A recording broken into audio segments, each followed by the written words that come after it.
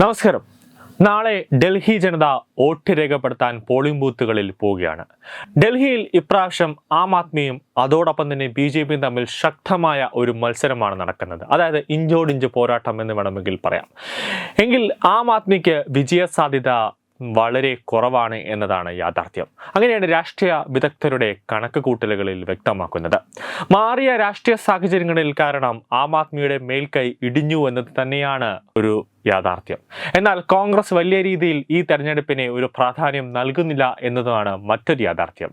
കാരണം രാഹുൽ ഗാന്ധിയോ സോണിയാഗാന്ധിയോ ഡൽഹിയിൽ ഈ തെരഞ്ഞെടുപ്പുമായി ബന്ധപ്പെട്ട് ഇവരാരും തന്നെ പ്രചാരണത്തിനായി എത്തുന്നില്ല എന്നതാണ് കോൺഗ്രസ് സ്ഥാനാർത്ഥികളെ പോലും അമ്പരിപ്പിക്കുന്ന ഒരു കാഴ്ച.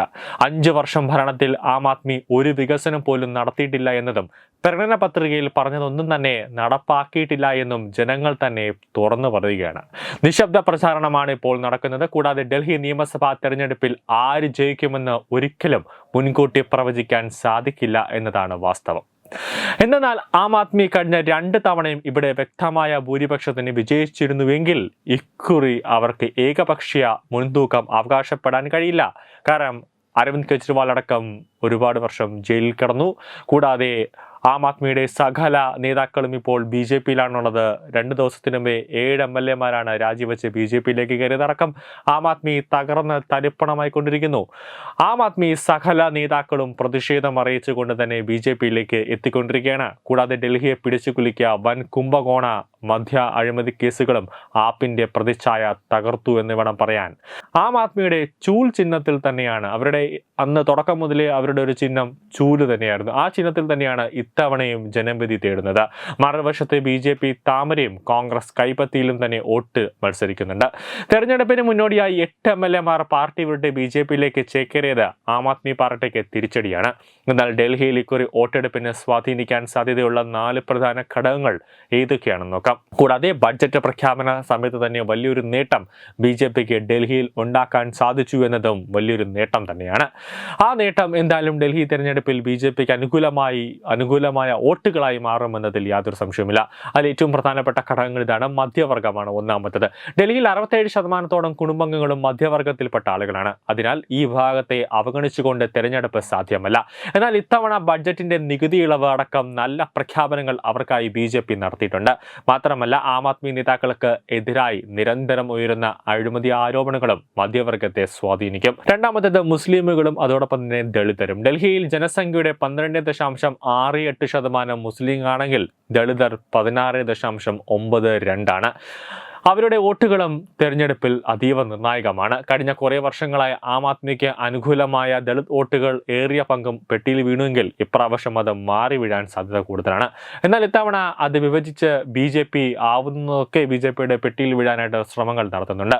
അത് എത്ര കണ്ട് വിജയിക്കുമെന്നത് നമുക്ക് കാത്തിരുന്ന് കാണേണ്ടതുണ്ട്. കാരണം ബഡ്ജറ്റിലൊക്കെ ദളിതർക്ക് ആവശ്യം വേണ്ടുവോളം കൊടുത്തിട്ടുണ്ട് എന്ന് തന്നെയും ദളിതർ BJPയിലേക്ക് വരും എന്ന്, ആ ദളിതർ വോട്ടുകൾ BJPയിലേക്ക് പോകുമെന്നൊരു പ്രതീക്ഷയുണ്ട്.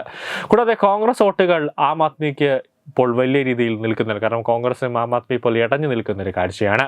അതുകൂടാതെ തന്നെ ആം ആദ്മിയും BJPയും വലിയ പ്രകടന പത്രിക തന്നെ ഒരുപാട് പ്രകടന പത്രിക വാഗ്ദാനങ്ങൾ മുന്നോട്ട് വയ്ക്കുന്നുണ്ട്. അതായത് സൗജന്യ വൈദ്യുതി, വെള്ളം, പണം കൈമാറ്റം എന്നിവ ഉൾപ്പെടെ ആം ആദ്മി പ്രകടന പത്രികയെ ലക്ഷ്യമിടുമ്പോൾ BJP ആവട്ടെ ഒരു പടി കൂടി മുന്നിലേക്ക് കടന്ന് ഈ വാഗ്ദാനങ്ങളെല്ലാം തന്നെ ബഡ്ജറ്റിലൂടെ പ്രവർത്തികമാക്കി ബഡ്ജറ്റിലൂടെ നിറവേറ്റി കൊടുക്കുകയാണ് ചെയ്തത്. വാഗ്ദാനങ്ങൾ നൽകുകയും അധികാരത്തിൽ വന്നാൽ പാലിക്കുന്നില്ല എന്ന പരാതി, ആ വിവാദം ഓരോ സംസ്ഥാനങ്ങളിലും ജനങ്ങൾ ഓരോ പാർട്ടിക്കെതിരെ ഉയർത്തുമ്പോൾ BJP ഒരു ഉഗ്ര നീക്കമാണ് നടത്തിയിരിക്കുന്നത്. അതായത് തെരഞ്ഞെടുപ്പിന് മുന്നേ തന്നെ പ്രകടന പത്രികയിലുള്ള എല്ലാ വാഗ്ദാനങ്ങളും നിറവേറ്റി കൊടുത്തു, പ്രാവർത്തികമാക്കി കൊടുത്തു എന്നതാണ് യാഥാർത്ഥ്യം. കൂടാതെ ആം ആദ്മിയുടെ അരവിന്ദ് കെജ്രിവാളിന്റെ മുഖം എന്നത് ആദ്യത്തെ പോലെയല്ല, ഇപ്പോൾ ഇടിഞ്ഞാണ് നിൽക്കുന്നത്. കാരണം അഴിമതിയിൽ മുങ്ങിക്കുളിച്ച് നിൽക്കുന്ന അരവിന്ദ് കെജ്രിവാൾ 2-3 ദിവസത്തിന് മുമ്പ് തന്നെ നരേന്ദ്രമോദി തന്നെ അരവിന്ദ് കെജ്രിവാളിന്റെ ഔദ്യോഗിക വസതി മോദി പിടിപ്പിച്ചതിൽ കോടികൾ ചെലവാക്കി മോഡി പിടിപ്പിച്ചതടക്കം നരേന്ദ്രമോദി തന്നെ പുറത്തേക്ക് കൊണ്ടുവന്നതടക്കം കെജ്രിവാളിന്റെ മുഖഛായ ഇടിഞ്ഞു നിൽക്കുന്നത് BJPക്ക് അനുകൂലമായ ഒരു ഘടകമായി മാറുമെന്നതാണ് യാഥാർത്ഥ്യം. കൂടാതെ കെജ്രിവാൾ മുഖ്യമന്ത്രി സ്ഥാനാർത്ഥിയായിരിക്കുകയാണ് ആം ആദ്മി ജനങ്ങൾക്ക് മുന്നിൽ എത്തിച്ചിരിക്കുന്നതെങ്കിൽ BJPയുടെ മുഖ്യമന്ത്രി സ്ഥാനാർത്ഥി ആര് എന്നത് ഒരു ചോദ്യചിഹ്നമാണ്. ചോദ്യചിഹ്നം മാത്രമായിട്ട് കാണാൻ പറ്റില്ല, അതൊരു സർപ്രൈസ് ആയിട്ടാണ്, ഒരു ആകാംക്ഷയുടെ മുൾഭരതയിൽ നിൽക്കുന്ന ഒരു കാഴ്ചയായിട്ടാണ് നമുക്ക് കാണാൻ പറ്റുന്നത്.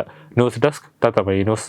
എഡ്യൂബിക്സ് online executive education, focus physiotherapy centre Pattom, Unnat engineering Gujarat, Theerthayathra .com, iron build Gujarat.